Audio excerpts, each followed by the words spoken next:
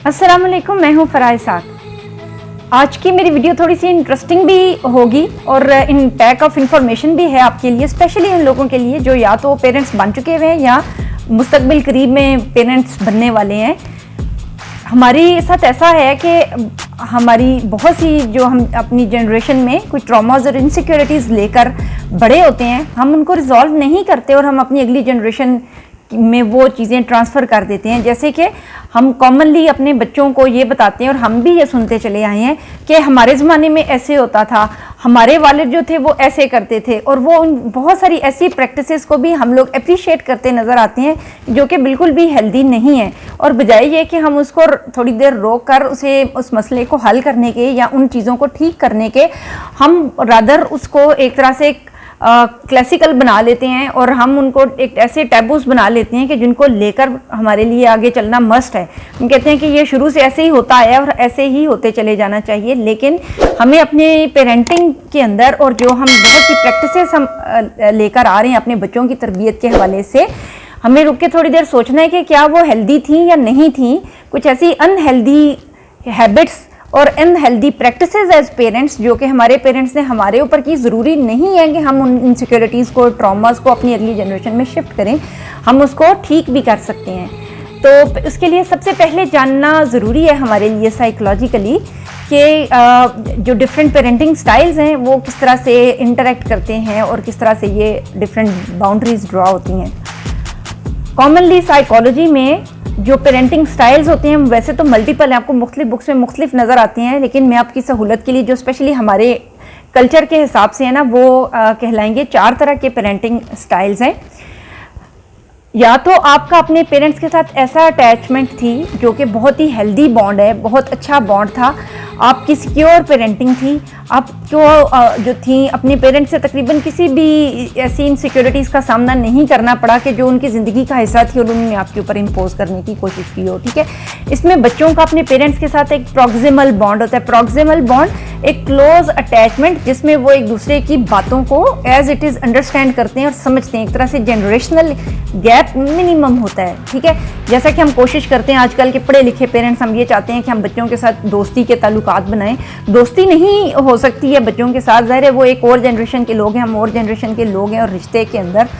Exactly word दोस्ती नहीं हो सकता है, लेकिन एक ट्रस्ट वर्दी बॉन्ड ज़रूर बन सकता है कि कोई भी ऐसी चीज़ जो बच्चे के साथ बाहर हो रही है वो आपको पहले पर्सन हो जिसके वो आके शेयर कर सकता हो, आपसे डरता ना हो कोई ऐसी चीज़ें बताने में भी जो उसके लिए बायस शर्म है या आर का बायस हो सकती हैं, या वो इस वजह से रुका ना रहे कि उसको डांट पड़ेगी आपसे। तो ये एक तरह से सिक्योर बॉन्ड होगा। अगर आपका अपने पेरेंट्स के साथ एक सिक्योर बॉन्ड रहा है चाइल्डहुड में, तो चांसेस हैं कि आप एज एन एडल्ट भी बेहतर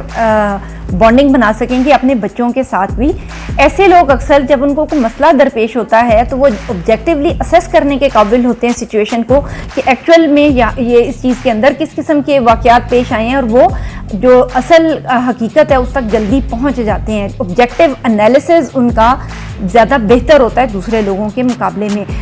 पेरेंट्स का और बच्चों का जो बॉन्ड है, जो चाइल्डहुड एक्सपीरियंसेस हैं हमारे, वो हमारी शख्सियत के लिए एक रीढ़ की हड्डी रखते हैं, इसमें कोई भी दो राय नहीं है। तमाम साइकोलॉजिस्ट ये बात समझते हैं कि first 5 years are very much important for the later development of a person.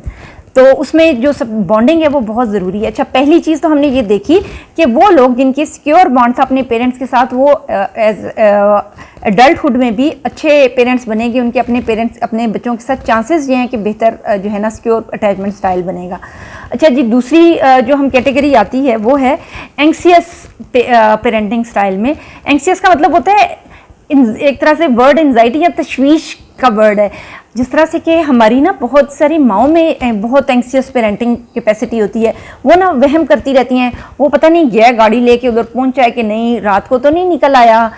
उस दोस्त के पास गया है उधर ही गया कि नहीं, ये फेल ही ना हो जाए, इसको ज़ुकाम ना लग जाए, ये बाहर खेल रहा है ना, इसको कुछ, हर टाइम ना अंदेशों में माएँ बेचारी उलझी रहती हैं। और ममता की जो एक तरह से अल्लाह मियां ने हमारे अंदर जो रखी हुई है ना, एक नेचर रखी हुई है, वो उसके हाथों भी मजबूर होती हैं। और प्लस ये होता है कि हम अपने इन्वायरमेंट से कुछ ऐसे वाक़यात उनके साथ बीत चुके होते हैं। हो सकता है बचपन में उनका कोई छोटा बहन भाई था जो बहुत शदीद बीमारी में मुब्तला रहा और उस तरह से वो खौफजदा हो गई हों और फियरफुल पर्सनैलिटी की मालिक बन जाएँ पेरेंट्स। वो तो एंग्सियस पेरेंटिंग स्टाइल वो होगा जिसमें ना वालिदैन हर वक्त अंदेशे में मुब्तला रहते हैं अपनी औलाद के बारे में, और उनको ये लगता है कि हर वक्त की डांट डपट करने से, इसको थोड़ा खींच के रखने से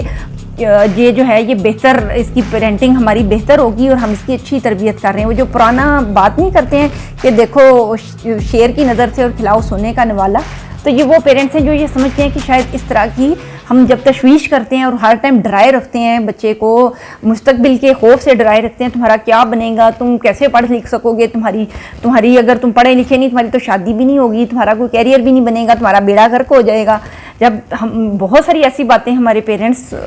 या हम सुनते हैं तो समझ लें कि ये वो लोग जो हैं वो खुद भी एक तरह से पेरेंट्स ना भी हों तो भी नॉर्मल लाइफ में भी हम ये समझते हैं कि वो एंग्सियस पर्सनैलिटी के मालिक होते हैं और कहीं ना कहीं डीप रूटेड उन्होंने एक एंग्सियस चाइल्डहुड गुजारा हुआ होता है, एक पुरतशवीश बचपन गुजारा हुआ होता है, और वही तशवीश उनकी शख्सियत में इस तरह मिट्टी में घुंद जाती है उनकी ज़ात की मिट्टी में कि वो वही बाहर निकलती रहती है, वही प्रोजेक्ट होती रहती है उनकी लेटर लाइफ में भी। तो ऐसे लोग बाद में भी, जब ऐसे जो बच्चे हैं ना हमारे, अगर हम ऐसा करते हैं तो मोस्टली ऐसा होगा कि वो बचपन के बाद जब बड़े बड़े होंगे तब भी वो सिक्योर अटैचमेंट स्टाइल्स नहीं बना पाएंगे और एंग्सियस रहेंगे, लोगों के बारे में तशवीश में मुब्तला रहेंगे और ट्रस्ट वर्दी रिलेशनशिप्स नहीं बना पाएंगे। अच्छा, तीसरा जो हमारे पास पेरेंटिंग स्टाइल आता है वो है एम्बिवेलेंट पेरेंट्स। एम्बिवेलेंट का मतलब है अनसर्टेनिटी, यानी गैर यकीनी की सूरत हाल। जब कोई ऐसे पेरेंट्स, अगर आपने कभी ऐसा चाइल्डहुड गुजारा हुआ है ना कि आपको पता ही नहीं चल रहा कि आपकी जो माँ है अभी एकदम से आपको प्यार करना शुरू हो गई है, आ रही आओ मेरा बच्चा, मैं तुझे घी का पराठा पका के देती हूँ, और अभी आपने कहा माँ मुझे भूख लगी है, माँ मुझे रोटी पका दो, और इस तरह, तो वो कह रही है आई है अभी चपेट में, तुम्हें अभी ये 2 लगाती हूँ। तो ये जो, और बच्चा जो है छोटी एज में, इस तरह हम बता रहे हैं कि अक्सर जो पेरेंटिंग स्टाइल का मोस्ट इन्फ्लुएंशियल टाइम पीरियड है वो फर्स्ट 5 ईयर है। उस टाइम पीरियड में अगर बच्चा इस किस्म के बिहेवियर्स का सामना कर रहा है तो उसको अंदाज़ा नहीं हो रहा कि उनकी अपनी पर्सनल लाइफ में क्या हो रहा है। तो इस किस्म के पेरेंट्स जो अनसर्टन टेम्परामेंट्स के मालिक होते हैं, एम्बिवेलेंट पर्सनैलिटी के मालिक होते हैं, वो एक अनसर्टिनिटी या गैर यकीनी की सूरत हाल के साथ एक बच्चे की परवरिश अगर करते हैं तो लेटर लाइफ में बच्चा भी, मतलब बच्चा, हम जो ट्रॉमास या चाइल्डहुड एक्सपीरियंसेस है ना, एग्जैक्टली अभी हम ट्रॉमा की बात नहीं कर रहे, चाइल्डहुड एक्सपीरियंसेस, जिस किस्म के एक्सपीरियंसेस हमने खुद सीखे हैं, लर्न किए हैं, इमिटेट किए हैं, मॉडल किए हैं दूसरों से, ये सारे साइकोलॉजी के वर्ड्स हैं। इसका मतलब होता है कि बच्चे में तकलीद का जज्बा बहुत ज़्यादा होता है, वो तकलीद करता है, जो भी उसका इन्वायरमेंट है उससे सीखता है, बहुत ज़्यादा चीज़ें सीखता है, जीन्स में भी लेके पैदा होता है, लेकिन अपने इमीडिएट इन्वायरमेंट से, स्पेशली अपनी मदर से बहुत सी खूबियाँ और खामियाँ लेता है, वो बहुत से उसकी पर्सनैलिटी की करैक्टरिस्टिक्स मुस्तार लेता है, जो उसको अच्छे लगते हैं ना लोग बचपन में, उनसे वो चीज़ें सीखता चला जाता है। तो वो सारे जो स्टाइल्स हैं, चीज़ें, वो भी वो सीखता है। अच्छा, एम्बिवेलेंट जो लोग हैं ना, उनमें एक प्रॉब्लम सबसे बड़ी जो आती है वो ये आती है कि उनकी डिसीजन मेकिंग कैपेसिटी और जो है ना वो कम होती है। वो जब कोई डिसीजन लेने लगते हैं, कोई उन्होंने कुछ ऐसे सौदे, आपके पास आपको अगर एग्जांपल्स मिलती हैं कि कुछ लोग हैं ना, वो इससे पूछ उससे पूछ, उन्होंने छोटा सा प्लॉट लेना है, कोई छोटी सी चीज़ बेचनी है, लेनी है, इससे भी पूछेंगे, उससे नहीं यार पूछना चाहिए, मार्केट का पता होना चाहिए, और आखिर में आपको पता चलता है कि सौदा ही मिस हो गया, उन्होंने कुछ भी नहीं किया। तो चांसेस हो सकते हैं कि वो जो अपने बचपन में उन्होंने ऐसे इन्वायरमेंट में टाइम गुजारा हो जहाँ पर उन्होंने एक एम्बिवेलेंस का या अनसर्टिनिटी का सामना किया हुआ हो अपनी लाइफ में। चौथा जो हमारे पास पेरेंटिंग स्टाइल है वो है dismissive avoidant. Dismissive avoidant parents वो पेरेंट्स होंगे कि जब कोई बुरी चीज़ हो रही होती है ना, ऐसी मदर्स जो कि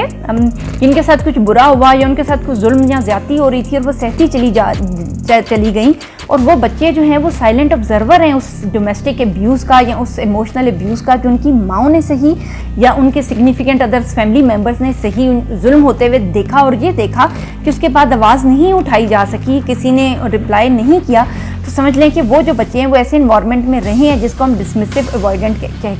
कहेंगे, कि दरअसल जो खतरा है ना उसको देख के गरगट की तरह मुंह छुपा लो और